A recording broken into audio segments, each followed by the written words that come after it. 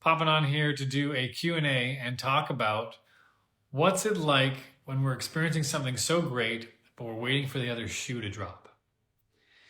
For so many of us, we meet someone we like, we get something we want, our lifestyle improves, we get a result we've been longing for, and all of a sudden we get worried waiting for the other shoe to drop. That's such a common experience for us. And so if we're waiting for the shoe to drop, we're constantly preparing to make sure we're going to be okay if something bad happens, rather than getting to enjoy what's actually happening. And this is actually, I believe, a huge challenge for a lot of people, myself included, is to actually let ourselves experience joy. So often, we're trying to protect ourselves from something negative that we don't even get to feel the joy. Picture yourself where you've had a relationship or someone you've liked even. I'm bringing this topic up because I just did two coaching calls where it was very evident, where people were getting what they wanted. Maybe they like something, they have a crush on someone. Maybe they got a promotion, maybe they got a raise, and they barely let them enjoy this experience because a moment later goes, what strings are attached to this? If I just got a bunch of money, who's going to want it? Bet you a bunch of bills are going to come. Oh, I really like this person, but too good to be true. They're going to let me down. Oh, I love this new place that I live. Bet you the neighbors are crap. And so often that's what we do. And so we rob ourselves of that joy. It's almost like you want to look at it like we're creating momentum in a direction that we like, and then we actually stop the momentum. Because we're afraid to let ourselves feel joy. It seems silly, right? Why would you not want to let yourself feel joy? Why would you not want to let yourself feel happy? Well, because we're afraid it comes with strings attached. And so part of the practice that I was engaging in with these two clients earlier today was for them to practice letting themselves feel good. It seems ridiculous, I know, but it's one of the things that most of us don't really let happen. We don't really let ourselves feel good. We're so busy protecting that, don't like it too much. And why wouldn't we? We've had tons of experiences in our life where, maybe you get something and goes, oh, that happened to a friend of mine, but guess what? They were surprised by this. And, she might cheat on you or he might do this. And it's like, well, shit, then we're never ending trying to protect ourselves from never feeling bad, all the while never getting to experience the very joy that we've been longing for in the first place. And so to me, the exercise, the muscle that we're then being presented to work on is letting ourselves actually experience joy, letting ourselves feel good, giving ourselves permission to feel good. A coach of mine on our team, someone who's worked with me directly for a number of years, he asked me this question one time that I was dumbfounded by. He said, how good can you stand it? That was kind of a strange question. How good can I stand it? I want life to be fantastic and wonderful and free and fun. It's like, okay, well, how good can you stand it? How good can you stand it to be before you interrupt it with a scared thought, with a fear, with a protection mechanism? And I started to look at my life and I'm like, well, I kind of don't let my relationships get better than this. I kind of don't let my financial situation get better than this because I'm afraid that if it gets to that level, then I'm going to lose more. And so then to actually have what we want isn't necessarily going to do more. Maybe it has more to do with giving ourselves permission that we're actually allowed to have it. That we're actually allowed to feel this much love, that we're actually allowed to feel this much peace and happiness before we then interrupt it. So I wanted to share that invitation for all of you to take on letting yourself feel good, letting yourself experience some more joy, as tempting as it is to find reasons not to. That's my invitation for you. And I wanted to pop on here for a little bit and do some Q&A. So if you have any questions about what I just shared or about relationships, fire away. I'm here for you. Let me scroll to see if anybody said anything so far. Words have power. If you speak that into existence, then of course that will, in quotations, always happen. I completely agree with that. So this person, Pork Pochero, you're the exact person I made this post for. Always be careful. See, this is the perfect example, right? Someone says, always be careful. If you have too much joy in a relationship, it will crash and burn. Well, maybe that's the challenge. I don't let myself experience too much joy. I got to make sure that I don't experience too much joy. Otherwise, the relationship will crash and burn. Well, then what's the point of the relationship? Let me see. Is it possible for it to take years before a man gets older and commits? Is it possible for it to take years before I don't really understand the question. We're all getting older. It sounds like you're waiting for someone to commit and you're wondering how long that will take. Maybe clarify that question a little bit. Tips on how to find that joy in the moment. Yeah, well, you want to look at it as a muscle, right? It's new. We might not be used to it. Like if we've been around people and experiences in our life where we're used to complaining or looking at the problem with things or worry about this, I mean, we're full of a lot of worry, a lot of worrying thoughts. And so it's going to be unfamiliar to start to notice different things to be joyful about. One of the best ways to do that is to recognize what there is to be grateful for, what there is to celebrate. And so I was just on a call with someone who was worried that this person doesn't like them as much as they like them. And all the while, they didn't notice that they've been dating and found someone that they liked. That's to celebrate. Oh man, I found someone I like. What a great thing to celebrate. Oh, there's people out here I like. Some people are complaining there's no good people around. I'm with someone I like. Okay, let's celebrate that. Oh no, but what if they don't like me back? It's like, whoa, don't go there yet. Can you sit in it? And it's going to be uncomfortable, by the way.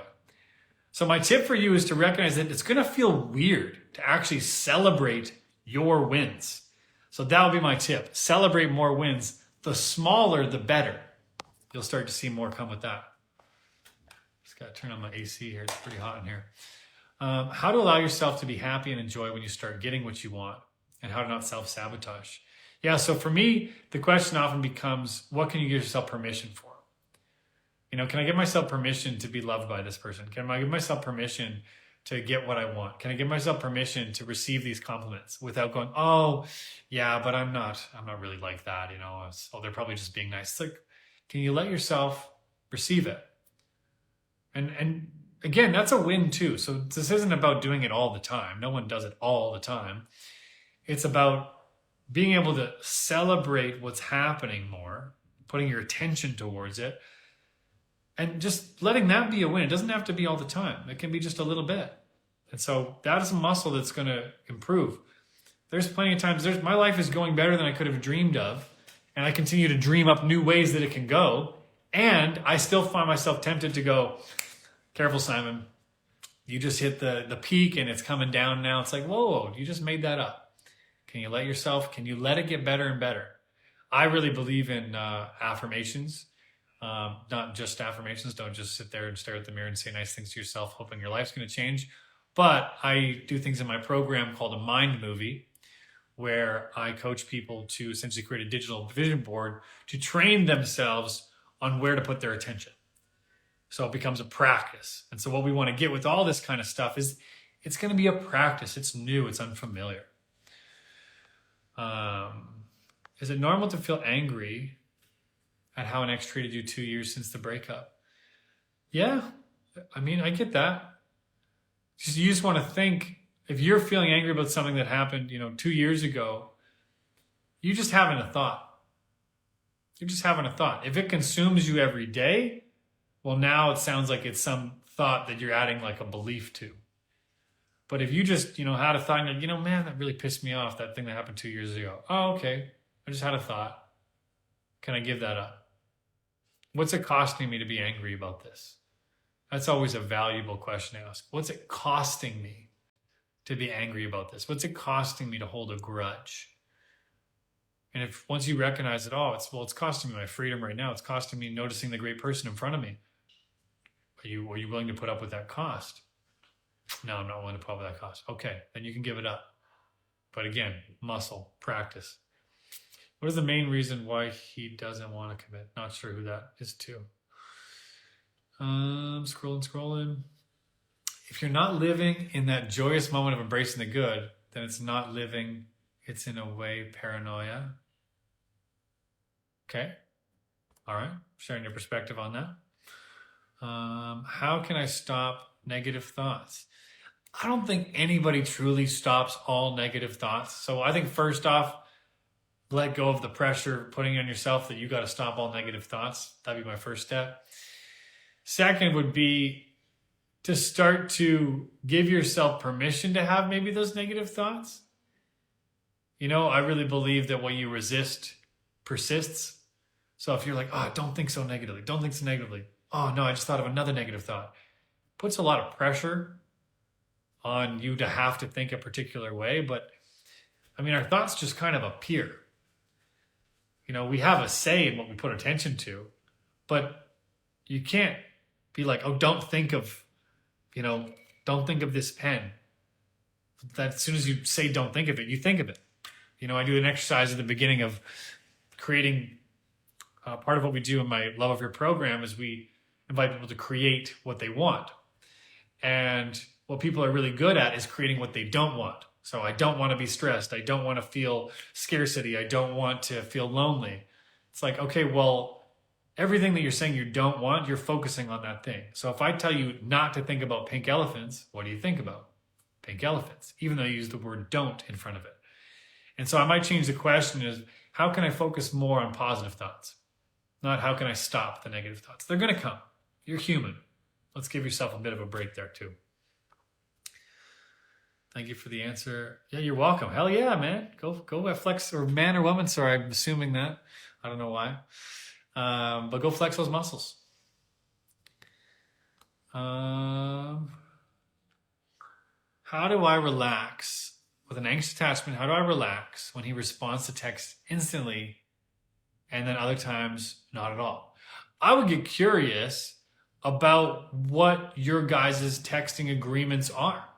What are the expectations? Sounds like you might have an expectation and he might have an expectation that might not be clear. And so now you're left wondering, okay, this was an instant text message and then it was not at all. It might mean nothing and it might mean something. And so I would start the conversation of kind of what that's like for you and what you would like to see as far as texting goes. I really believe in having those conversations. There's no right or wrong way to text somebody. I don't believe that at all. There's more, let's communicate what way works for you. Scrolling. Ghosted a coworker on date, apologized, she accepted it. Now she's the one ghosting me. Should I still pursue her or the relationship is dead? Well, you ghosted them. So I'm curious why you want to pursue this person if you ghosted them. I think that might be the first question to answer. I think someone asked questions. There's a question, a little spot here. I'm learning how to do these lives more and more. How do you tap a question? Oh, cool. So I can tap this question and then you guys will see it on the screen. How do you recommend to feel joy and set boundaries at the same time in a relationship? Well, to me, those are two different topics. So how do you recommend to feel joy? Well, again, this is just a muscle that's going to take practice. Part of feeling joy might be acknowledging yourself or acknowledging your partner about what's working. One thing we often do is we often point out what's not working, what we don't like. We tell people that. We tell our partners that. I wish you would do more of this. I wish you would do more of that. But what we often don't put as much attention to is when they're actually doing the thing that you want. You might not even be noticing the things that you like that are happening in the relationship. So I would first start to practice putting some attention on that, like acknowledging the person. I really like it when you, oh, you did that thing. I really appreciated it. What was my wife was doing something last week that she was just being really caring or supportive. I can't remember what it was. Maybe it was affectionate or something. And I was just like celebrating her for it. I was like, oh man, I really like how you've been this week with this. And it's like, we don't do that. We just kind of, I really don't like how you didn't do that. And so focusing on that thing that's actually working. Setting boundaries, that's a separate topic for me. It's more okay. Often the challenge with boundaries that I see when people have trouble challenging or setting boundaries is one, they're trying to justify their boundary, why it's a good boundary, why it's the right boundary, versus simply sharing, what works for you and what doesn't without the justification. That's one part of it. And the other part is I often see is the boundary isn't specific. So I want you to be more respectful. What do you mean by respectful? I thought I was being respectful. I want you to show more interest in my family. Oh, what do you, I ask you how your brother's doing. I ask you how your mom, like, what do you mean by that? And so this is where, to me, often there's a lack of specificity in the question. So let me go to the next one.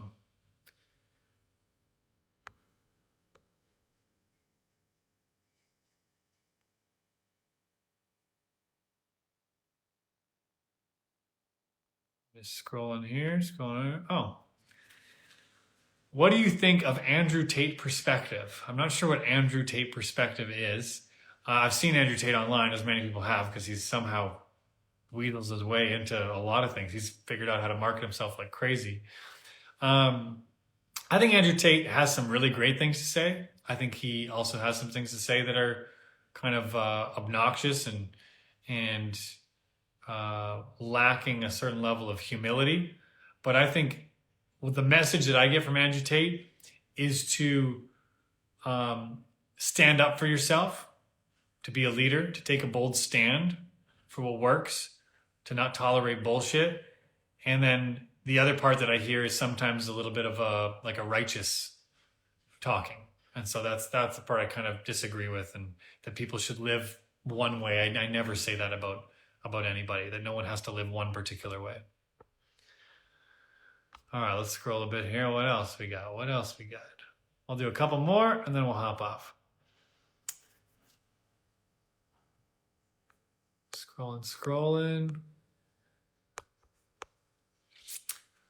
Why would a guy ask when I'm free, and when I say what day he says will let me know and not follow through? Happened more than once, so I said his flakiness is frustrating. Okay, so I'm not sure what the clear question is. So maybe, yeah. Just when you guys ask a question, see if you can be a little more clear about what you're asking about. But from that question, what I'm hearing is you want to know, why did that person do that? Well, I mean, I don't know, many reasons. I could give you the justifications, but I don't think that'll help you. Instead, I would invite you to share what you sound like you've already shared, which is that the flakiness is frustrating to you. So I hope you shared that. And probably to ask you, what is it that you want to ask of him or her that you haven't? So maybe asking like, hey, I would like it if, when you ask me when I'm free, that we then make a plan. It feels wishy-washy to me if we're just kind of like up in the air. Not a fan of that. Some people think that's like saying too much. I don't at all. Like, how long are you going to waste your time for is kind of my thing. If someone's like kind of in, kind of out, it's like, you get to decide if you're going to participate in that or not. And for me, the sooner you realize that, the sooner you walk away from it, the more you free yourself up to be available for someone who is not being flaky. That's my take on that. What do you do if your fears of intimacy are so intense you can only date people who you don't feel attracted to? I get it. You know, if your fear of intimacy is so intense, you date people you don't feel attracted to. I get it. That's a protection mechanism. You're trying to make sure you don't get hurt. So you're dating people who are of lower stakes. I would invite you to ask the question, what do you really want? And what ways can you let yourself be intimate that are pushing the needle, that are higher stakes than dating people you don't feel attracted to? Maybe start to date some people you do feel attracted to. But I think part of that here is you're afraid to get hurt, and I get it. I think we're all afraid to get hurt. And that's why it governs what we do a lot. That's why my program is called Love Over Fear, not love despite the fear. So you're going to be scared. The question is, what is the fear that you can tolerate? So what's the intimacy that you can tolerate, and begin to stretch your capacity for intimacy? By the way, I'm doing a workshop this week. You can sign up with my stories and the link in my bio on releasing the past and attracting your match. You can sign up for free, I think, for another 12 hours or so. Then it's going to cost. So feel free to sign up for that if you haven't yet. I'll do 2 more questions. Does it work if a man decides to truly commit years later? Sure. Why not? When you're committed, you're committed. When you're not, you're not. So absolutely. It can. But there's no like mathematical equation that goes, when someone does this, it means that. That's one of the things I look to debunk a lot in my content. There is no, okay, if he did this, then it means it's going to work out. That's not true at all. It's relationships happen in the present. It's not like something happens and you're set for life. It actually is ongoingly work and intention and focus. Advice to let go. Specifically, the problem is long distance and not the person. Okay, so yeah, I would check in to see, what are you attached to?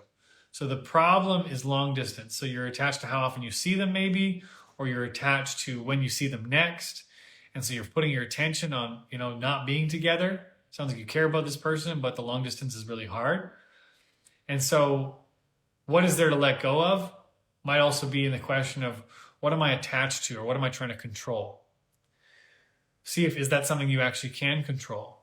If it is, then go to work on influencing it. But if it's not, what is it costing you to be attached to this thing? It's a common question I ask a lot of people I work with and ask a lot in my coaching program is, what is it costing you to continue said behavior? Once you get present to the cost, it becomes a lot easier to let something go. Let me see if I can give you a real life example. So what is the cost of me thinking in stereotypes that all men or all women are difficult or challenging to find the good ones? Well, it's costing me my openness. It's costing me my ability to meet new people because I'm skeptical. And if I'm skeptical, then my chance of having a relationship has now massively decreased. And so what is it costing me? Well, it might be costing me the possibility of family or future. Okay, are you willing to give up that stereotype or that perspective, knowing that this is the cost? Man, if it's costing me that much, maybe I'm open to that. So that's my invitation. All right, you rock stars. I think I'm going to leave it there. Let's see if there's anything else I can quickly answer.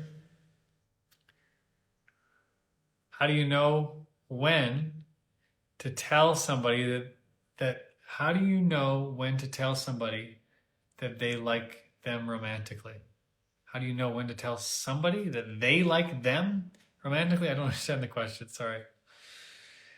Is no contact rule effective? Hell yeah. Hell yes.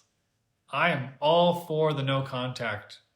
You break up with somebody, I don't see a point. I mean, I've done posts, you can scroll through the hundreds of them, but I've done posts on, why be friends with someone after a breakup. To me, it doesn't make sense. It doesn't make sense at all because it's so clouded through gray boundaries of, are you my friend? Do you want more? Are we holding out for more? Is one of us holding out for more? Oh, no, we're just friends. It's like, first of all, you got friends, okay? Is this the only person in your life you can be friends with? If so, that's not the place to look for a new friend. To me, it's like, okay, let's get myself sorted. I just ended a challenging relationship. I'm going to feel raw. I'm going to feel sensitive. Well, if that's the case, then I'm going to want to protect myself in that situation. And so no contact rule is a great thing to provide a boundary so that you're not playing with the fire of dating someone or what's going to happen next. What does this thing do? Oh, you can request to join. Sorry, no request to join right now. Yeah, cool. That's a lot. I think we're on for a while here. So you guys are amazing. I'm going to do more of these every week. I'm going to do one or two of them. So thank you so much for the questions and stay tuned for more and more content. And we'll go from there. Oh, sign up for my workshop if you want to join us. 2 hours. I don't do this very often. I won't be doing it again for another month or two because our baby is almost here. And yeah, so much love to you guys. Acknowledge you for being open to joy and freedom and connection in the face of pain. You've all had heartbreak and challenge. Otherwise, you probably wouldn't be following my page. So sending you love with all that you're dealing with and all that you're taking on right now.